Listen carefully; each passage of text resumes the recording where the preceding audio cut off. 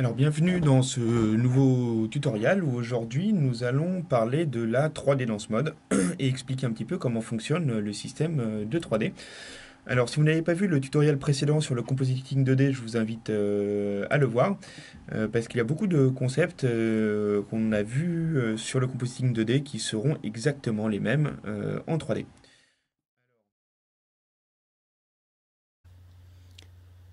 Alors je vais créer une nouvelle composition et cette fois je vais créer une caméra.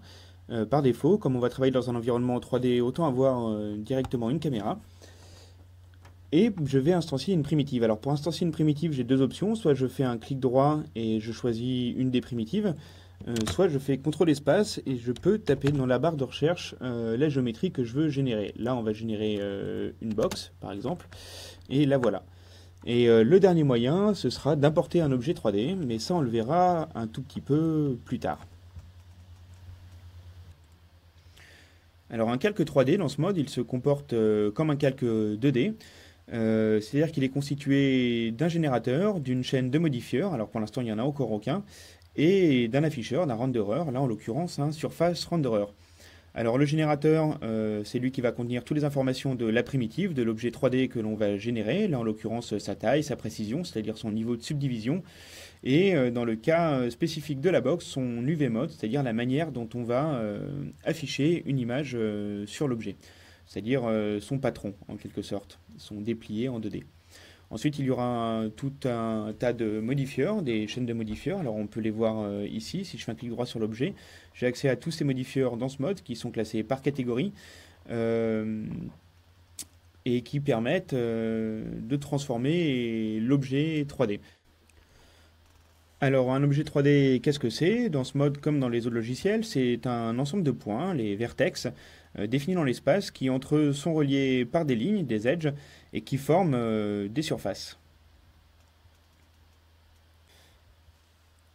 Alors, sur ce petit graphique, vous pouvez voir plus précisément ce que j'entendais par les points, les lignes et les surfaces. Sur ce mode, on peut également générer trois types d'objets, des objets qui ne vont afficher que des points, comme des nuages de points ou des systèmes de particules, des objets qui vont générer des lignes et des points, ce sont les splines, et enfin des objets qui pourront afficher les trois, comme ce sera le cas quand on apportera par exemple des objets 3D en FBX ou qu'on générera des primitives, comme on vient de le faire. Alors ma box par défaut, elle vient avec un afficheur de surface, mais je peux l'afficher, lui ajouter des renderers, des afficheurs de lignes, wireframe line par exemple, ou de points, par exemple les sprite points.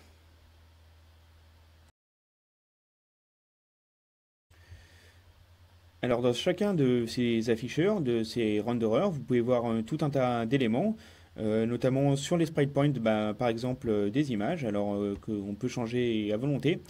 Mais pour ce premier tutoriel, je vais me concentrer sur le surface renderer et comment afficher des textures dans ce surface renderer. Alors lorsque je crée un objet 3D dans ce mode, une primitive comme une box, il vient par défaut avec un renderer de surface. Et si je le déplie, je vois qu'il est constitué de deux composants, un composant de diffuse et un composant de spécular.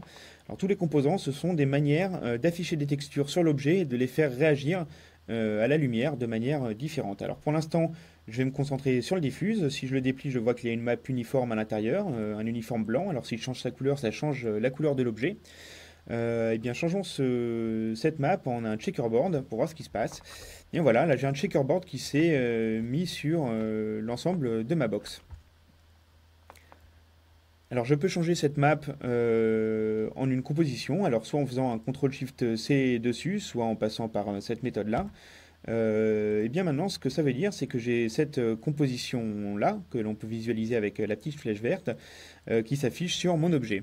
Alors je vais lui rajouter un calque vidéo dans cette composition, voilà, par-dessus le checkerboard, et je vais la lire. Alors pour voir comment fonctionnent les standalone players, ce que je viens de faire là en lisant la vidéo, je vous invite à voir le tutoriel précédent sur la composition en 2D. Et bien à partir du moment où j'ai cette composition que j'affiche sur mon surface renderer, eh bien, je pourrais y appliquer exactement toutes les transformations que je pourrais faire dans de la composition en 2D. Alors là, on voit que la composition que j'ai faite ici se répète à l'identique sur toutes les faces de ma box. Alors j'ai plusieurs moyens d'y remédier. Dans le cadre de la box, je peux sélectionner le générateur et changer son UV mode pour changer la façon dont je vais afficher mon image sur mon objet 3D. Et j'aurai également accès à des modifieurs dans les clics droits attributs UV Mapping pour changer la manière dont je vais afficher une image sur un objet. Mais je ne vais pas montrer ça en détail dans ce tutoriel-là. J'y reviendrai dans des tutos ultérieurs.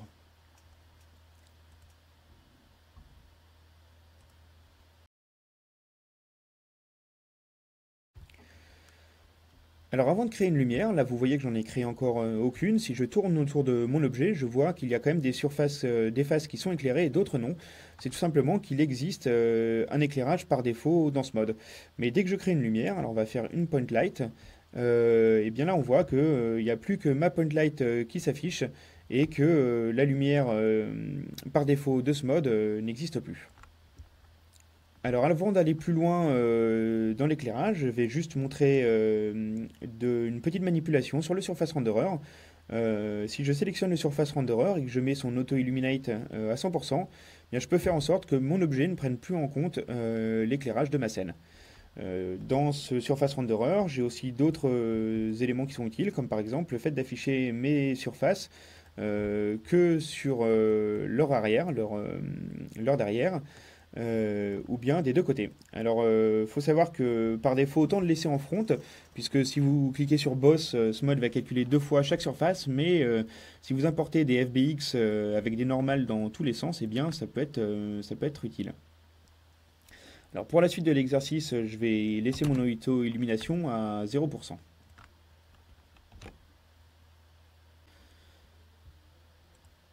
Alors pour sélectionner cette lumière, il va falloir que je me mette en mode 3D ici, voilà, et comme ça je peux la déplacer depuis le viewport, cette point light que je viens de créer ici. Alors si je bouge ma point light, vous allez pouvoir vous constater quelque chose, c'est que si dans certains angles de caméra, je peux voir une espèce de petit point lumineux sur ma surface, ici, là, ce que vous voyez là, et bien ça, c'est justement le spécular. Alors le spécular, il est géré par un matériau dans le Surface Renderer, et il est affiché avec une certaine couleur, éclairé avec une certaine couleur qui peut être choisie dans la lumière sous l'onglet spécular, ici. Alors moi, je vais le laisser en blanc, et on va changer cette map de spécular, qui pour l'instant est une map uniforme, et la changer par un noise. Alors mettons un noise et je vais diminuer le scale de mon noise. Voilà. Et là, vous pouvez voir que le spécular, cette fois, il est géré par cette map-ci. Alors je vais rajouter une directional light. Alors il faut savoir que dans ce mode, les seules lumières qui génèrent des ombres sont la directional light et la projector light. Les autres n'en génèrent pas pour l'instant. Voilà. Petite light qui vient de l'autre côté.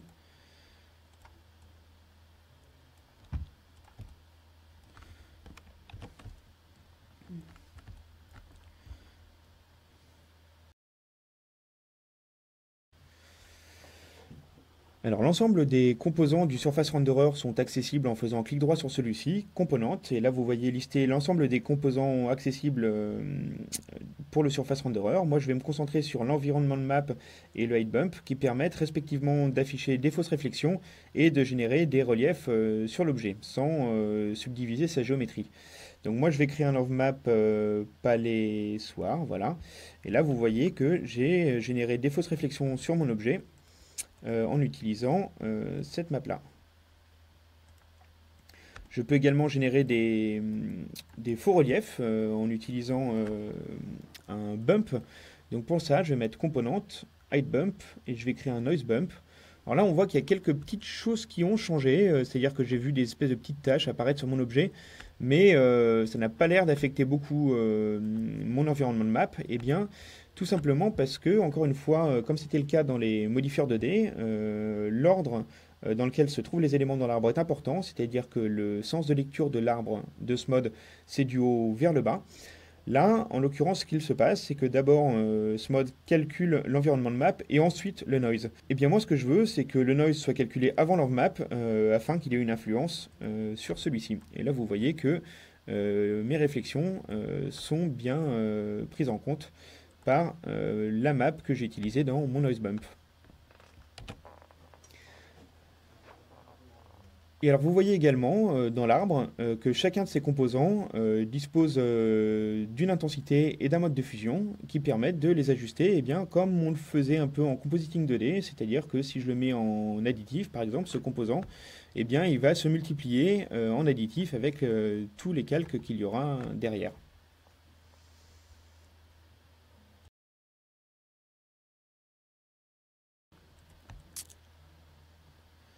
Alors, comme vous le voyez, il n'y a qu'une seule caméra dans ma scène. Je peux en créer plusieurs, des caméras.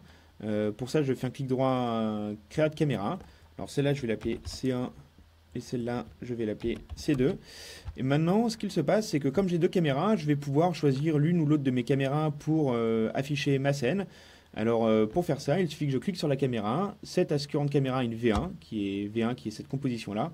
Et ainsi, je pourrais changer entre ma caméra 1 et ma caméra 2. Changer de caméra, vous pouvez le faire également depuis la composition dans laquelle se trouvent les caméras. Alors en l'occurrence, c'est ma composition racine. Et là, vous voyez que j'ai un petit onglet current caméra. Et là, je peux choisir l'une ou l'autre de mes caméras. Alors pour la suite de ce tutoriel, je vais passer en vue 3D et maintenant je vais importer un FBX qui se trouve déjà dans les packs d'exemples et qui s'appelle WidGroup.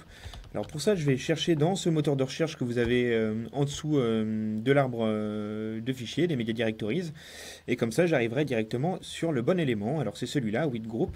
Alors quand je le drag and drop, c'est comme ça que je vais l'importer et j'ai le choix entre deux choses. Import as 3D Group qui me servira surtout si j'ai beaucoup d'objets que je veux animer ou modifier séparément dans ce mode. Alors je vous invite à regarder la documentation dans Import FBX pour voir à quoi correspondent toutes ces options. Mais moi pour l'instant je ne vais pas faire ça parce que j'ai besoin que d'un seul objet.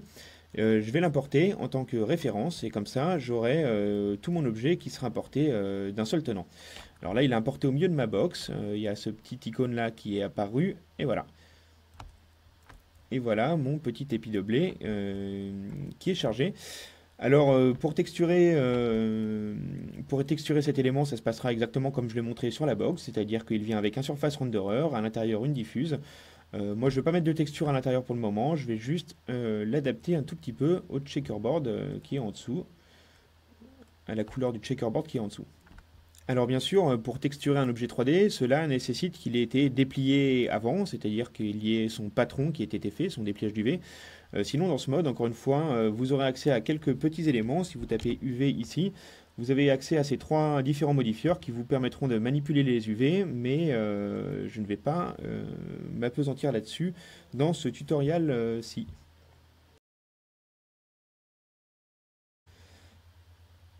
Alors maintenant que j'ai ma scène 3D qui est préparée, je vais pouvoir ajouter des post FX en 2D.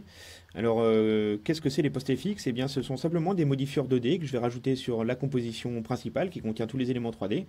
Et donc pour ça je vais faire soit un clic droit sur la racine de la composition, soit tout en dessous de l'arbre.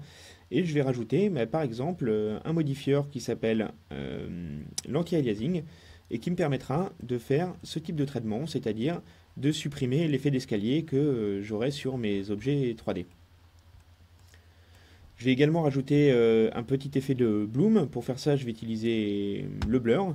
En faisant un CTRL-SHIFT-clic, je vais diminuer très faiblement la taille de mon blur et je vais augmenter son source level à 100%. Et j'aurai comme ça ce petit effet d'éclairage que je peux après moduler en diminuant plus ou moins l'intensité du blur.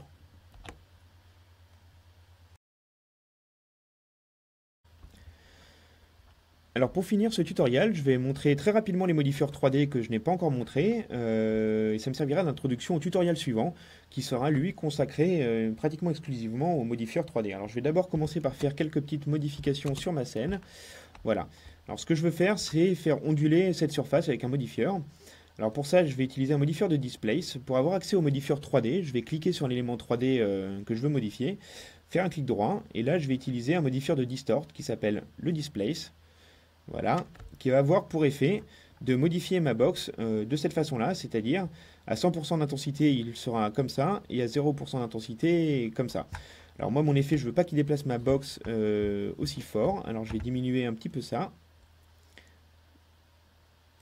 Voilà, ça ce sera très bien. Et maintenant je vais masquer cet effet, c'est-à-dire que je vais moduler son intensité comme on l'avait fait en 2D avec un masque. Alors là je vais utiliser un masque de Noise 3D et je vais diminuer un petit peu sa taille. Voilà, donc X, Y et Z. Et je vais le mettre en lecture. Et voilà, là on constate un petit peu ce qui se passe, c'est-à-dire que mon effet de displace a été modulé par mon masque de noise. Alors si on veut se rendre un peu plus compte exactement de ce qui se passe, eh bien, je vais pouvoir augmenter la subdivision de ma box. Et là, on voit beaucoup mieux comment s'applique ce noise 3D sur mon objet.